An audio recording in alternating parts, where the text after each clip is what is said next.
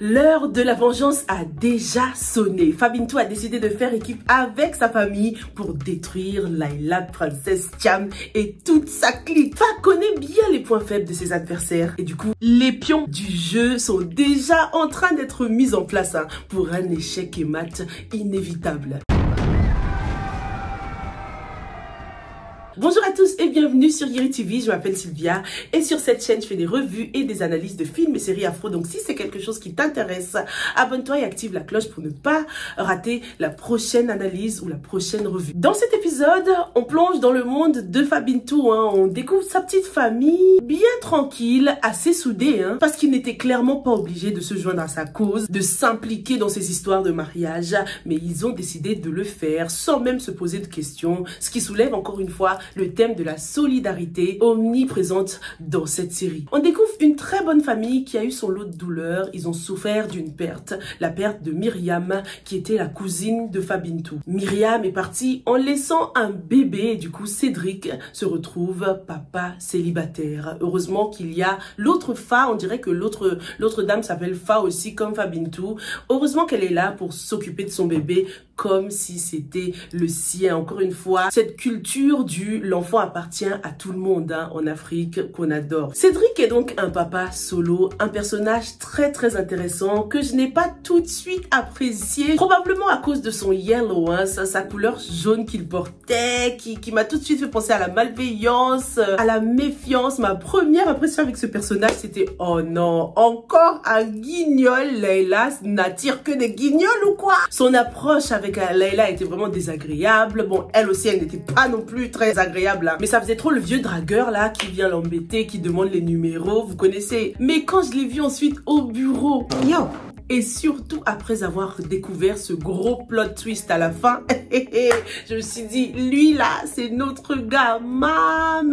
Il va bien mettre les bâtons dans les roues de Layla. Et c'est exactement ce qu'on attend de lui. Mais les gars, espérons qu'il ne va pas finir par tomber amoureux ou non, pas jusqu'à tomber amoureux, mais se prendre de sympathie pour Layla une fois qu'il va apprendre à mieux la connaître, une fois qu'il la fréquentera de plus en plus parce que à cause du travail, ces deux-là vont être amenés à travailler en étroite collaboration. Layla, c'est une bonne personne, c'est juste son cœur brisé qui l'a vraiment changé. Est-ce que Cédric ne va pas finir par l'apprécier quoi? Ils se sont responsables de la mort de Myriam qui est donc décédée en laissant un enfant. Espérons qu'il ne verra pas en Layla une chance de rattraper son erreur du passé une fois qu'il va découvrir que Layla est enceinte, si l'hypothèse de la grossesse s'avère. Cédric, qui sait à quel point une femme enceinte peut être fragile, risque de se dire qu'il ne veut pas avoir la mort d'une femme enceinte sur sa conscience comme avec Myriam. Qu'est-ce que vous en pensez? Concernant la grossesse, on a Liliou qui nous dit un scénario qui serait sympa, ce serait Fa et Layla enceintes au même moment. L'une quand elle vient de quitter son foyer et donc toute la négociation autour, et l'autre qui a passé le temps à appuyer là où ça fait mal, stérilité supposée de Fa, et qui se retrouve face à ce dilemme, garder l'enfant et bonjour le déshonneur, ou interrompre la grossesse, ce qui est à la fois interdit par la loi et la religion, et donc réfléchir sur la maternité. C'est une très bonne hypothèse, ce serait cool que les deux soient enceintes en même temps, surtout au niveau de Fa, du côté de Fa, ça prouvera à tout le monde qu'elle ne prenait pas la pilule comme il le pense. Et Khalil pourra enfin comprendre que sa femme disait la vérité. Merci à tous ceux qui m'ont rappelé qui était Seydou. On l'a bien vu au resto, bras dessus, bras dessous avec l'ex-meilleur ami de Layla. Donc c'est clair qu'il n'est pas Mr. Right. Je comprends mieux la frustration de Layla après l'avoir eu au téléphone. Ça lui a rappelé de mauvais souvenirs et ça lui a encore plus donné cette envie de se venger contre Fa, d'où le guet-apens avec la robe de mariée. Par contre, beaucoup d'entre vous pensent que le médecin pourrait être Mr. Right.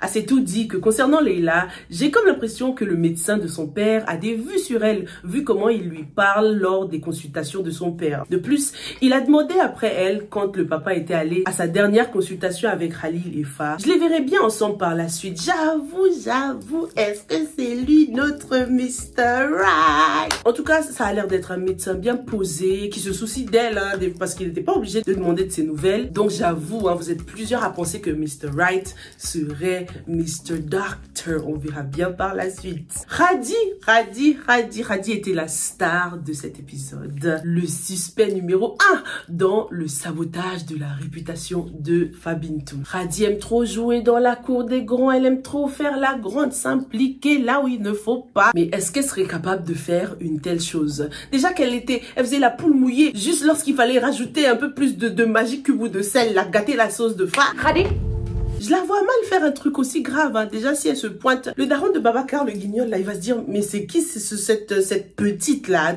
Où est ton père, tu vois? Je vois mal le père de Babacar croire tout de suite en cette petite sans preuve, quoi, quand même. À part si c'était juste un prétexte pour que son fils ne se marie pas avec Leila. Mais je trouve que ce serait trop facile si on découvrait que c'est Hadi qui est allé voir le père de Babacar. Déjà pour 3 raisons. La première, c'est le positionnement de la casquette, les gars. Le personnage qu'on voit prendre l'ascenseur était déguisée, hein. Ça se voit qu'elle a enfilé une longue perruque et une casquette pour se camoufler. Donc c'est forcément une personne qui, en règle générale, ne met pas de perruque ni de casquette. Ce serait vraiment bête de porter des vêtements qu'on a l'habitude de porter tous les jours, hein, pour commettre ce genre de crime. Donc lorsqu'on nous montre la casquette dans la chambre de Leila posée comme ça à côté d'elle, pour que n'importe qui puisse l'identifier, c'est trop facile. Quelqu'un pourrait faire le lien. Elle ne sait pas exactement ce que le cousin de Babacar a dit à Améry. Peut-être qu'il lui a décrit la personne qui est venue tout raconter au père de Babacar. Donc c'est un risque de laisser cette casquette là pour que tout le monde la voit. On sait bien que Hadi c'est quelqu'un d'intelligent. Je pense que si elle avait fait une telle chose, elle se serait vite débarrassée de la casquette, de la perruque, des vêtements. Elle aurait caché loin dans un endroit que personne ne peut trouver pour éviter qu'on fasse le lien avec elle. La deuxième raison pour laquelle c'est un peu trop facile que ce soit Hadi, ce sont ses propos. Lorsqu'elle dit est-ce que j'en ai pas un peu trop fait, est-ce que j'en fais pas un peu trop, je pense qu'elle fait référence aux choses qu'on sait déjà, hein. Les pleurs, gâter la sauce, tu vois. Ça lui ressemble bien, ces trucs-là. Hadi tremblait juste pour gâter la sauce. C'est pas un truc comme ça qu'elle va faire quand même, les gars. J'ai vraiment du mal à le croire. Ensuite, elle dit qu'elle préférait que Fa s'en aille plutôt que de perdre Leila. Mais elle aussi a l'intention de quitter la maison pour le Canada. Donc, ça n'a pas de sens de vouloir retenir quelqu'un alors que toi, tu as l'intention de partir. À moins qu'elle n'y croit plus trop à son voyage au Canada, puisqu'elle n'a pas eu la mention qu'elle voulait. Du coup, dans sa tête, elle pense qu'elle va rester avec sa famille, quoi. La troisième raison pour laquelle je pense que ce serait un peu trop facile, c'est que tout simplement mon cerveau ne peut pas accepter le fait que Awacher ne veuille pas se venger après tout ce qu'elle a subi. C'est pas possible, les gars. C'est pas réaliste, non. On peut pas subir toute sa vie sans vouloir que justice soit faite d'une manière ou d'une autre. Subir les coups de ceinture, les moqueries, l'humiliation de toute une famille sans vouloir se venger. Non, c'est Awacher qui est derrière ça. Jusqu'à preuve du contraire, hein. Dans ma tête, c'est Awacher. Attends, c'est pas possible. Elle n'a pas une once d'ego. Je reste persuadée que c'est elle parce qu'elle a de très bonnes raisons de le faire. Dans l'épisode 16, quand elle est rentrée le soir et qu'elle a trouvé Jojo la culottée avec Sadir dans son lit, où était-elle? Pourquoi est-ce qu'elle est rentrée aussi tard? Elle qui passe le plus clair de son temps dans sa chambre, dans ses appartements. Elle avait déjà démissionné à ce moment-là. Elle a appelé dans l'épisode 15, juste avant, pour donner sa démission. Donc, elle ne revenait pas du taf. Elle est revenue avec un petit sac. Donc, oui, elle est sortie faire peut-être son shopping et tout. Mais elle aurait très bien pu en profiter pour passer chez le père de Babacar. Awacher a d'ailleurs démissionné pour rien. Puisque juste après, Jojo est allée dire au monde entier qu'elle a vendu ses bijoux. Je suis sûre qu'après avoir démissionné, elle a tellement eu le seum de Jojo qu'elle a voulu se venger justement de Leila qui a présenté Jojo à Sadir. Leila n'arrête pas de vouloir caser les gens là. Elle veut caser Ibnou le savant. Alors que ça marche jamais quand elle essaie de caser les gens comme ça. Faut qu'elle arrête, faut qu'elle pense aux conséquences. Elle a détruit le petit havre de paix d'Awacher. Par rapport aux vêtements de la fille qui prend l'ascenseur, c'est possible que Awacher soit allé emprunter la casquette de Hadi. C'est possible que cette casquette appartienne bel et bien à Hadi. C'est possible que Awacher soit allé se servir dans la garde-robe de Fa, prendre chemise, et perruque. Ce serait plus logique parce que personne ne pourrait la soupçonner si elle prend les affaires des uns et des autres là. En plus, la chemise que Leila portait dans cet épisode m'a vachement fait penser à la chemise que la femme de l'ascenseur portait. Hein. Donc, ça se peut que ce soit une des chemises de Leila ou bien une des chemises de Fa, puisque Fa et Leila, qui sont considérées comme des jumelles, ont un peu le même goût, le même style parfois. Awasher, dans cet épisode, porte le jaune, le noir, le orangé. Le jaune, en tout cas, de son outfit m'a tout de suite fait penser à la première impression que j'ai eue de Cédric. C'était une très mauvaise impression. En général, même, elle porte des foulards noirs, hein, noir. Je l'ai vue peut-être une fois avec un foulard rouge, mais elle porte pas beaucoup de couleurs. Certes, pour souligner sa tristesse et le fait qu'elle soit assez malheureuse, mais ça pourrait aussi être un indice de vengeance. Concernant la vente de bijoux de Awasher, les gars, j'aimerais beaucoup que quelqu'un élabore dessus, hein, parce que c'est très culturel, on le comprend, c'est très Westaf. Vendre les bijoux que ton mari t'aurait offert, c'est assez grave, hein, donc n'hésitez pas à l'expliquer, hein, parce que certains d'entre nous pourraient se dire, il y a quoi de grave, elle était dans le besoin, elle a vendu ses bijoux, pourquoi tout le monde en fait un drame? Alors que je pense que c'est plus que ça quand même. Hein. Lorsque tu te maries, ton mari t'offre des bijoux en or, des trucs comme ça, et du coup je pense que quand tu les vends, c'est pas bien vu. Est-ce que c'est dans ce sens-là? Dites-moi dans les commentaires surtout. Je vous remercie également pour l'explication du tiré de marmite. Apparemment, lorsqu'on fait ça, ça veut dire qu'on ne veut pas que la personne revienne. J'avais jamais vu ça. Hein. J'avais plutôt vu lorsqu'on trace une ligne, tu vois, en mode ouais, tu traverses. Si tu traverses cette ligne, tu vas voir. Mais tirer la marmite comme ça, j'avais jamais vu. Donc, j'en apprends vraiment des choses. Concernant Khalil et Mary, Mary a usé donc d'une grande maturité en décidant de ne pas profiter de la vulnérabilité, de l'état de faiblesse de Khalil. C'est bien de ne pas vouloir détruire le bonheur de Khalil et Fa, de ne pas être une briseuse de ménage, mais il fallait penser plus tôt. Concernant Khalil, il avait une vraie tête de chien battu.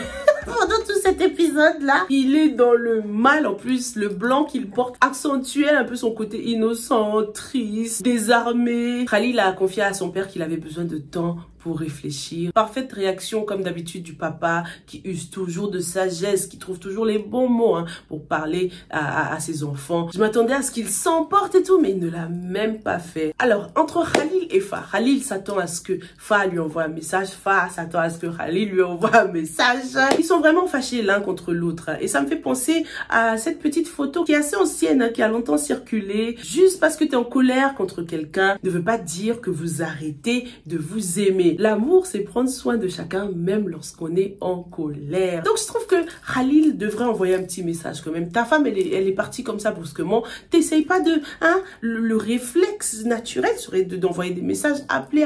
Donc, même si je le comprends un peu, je trouve que Khalil abuse un petit peu. Hein. Heureusement que ses frères sont là, surtout Ibnou, hein, qui veut absolument trouver la logique. J'aime beaucoup ce personnage. C'est un personnage bien pensé dans tous les sens du terme. Concernant l'un des frères, justement, concernant Sadir, quelque chose d'inédit s'est produit quand même. Sadir a fait preuve de self-control. Il a pu se contrôler devant sa femme. Il a pu se retenir face à Awasher parce qu'elle a peut-être trouvé les mots juste qui l'ont touché. D'ailleurs, elle aussi de son côté avait un body language totalement différent. Elle s'est levée, elle a fait face à son mari. Elle n'avait pas la tête baissée comme d'habitude, chose qu'on n'a pas l'habitude de voir avec Awasher. Donc, le départ de Fa Bintou l'a vraiment affecté, on dirait. Mais les gars, Sadir n'arrête pas de répéter qu'il connaît bien sa femme, il sait de quoi elle est capable.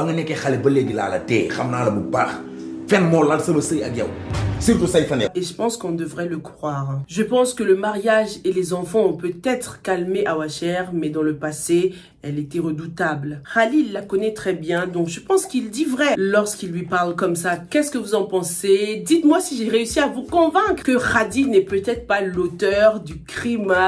C'est peut-être pas elle qui allait voir le père de Babacar. Fa Bintou a décidé de commencer sa vengeance avec Leila et Jojo. Comment va-t-elle s'y prendre avec Nabou Gay? Les points faibles de Nabou Gay, c'est son mari et l'appartement. Donc, est-ce que c'est là que Fa Bintou va frapper? Dites-moi ce que vous en pensez et on se retrouve sans faute dans la prochaine. Stay safe and stay blessed. Bye!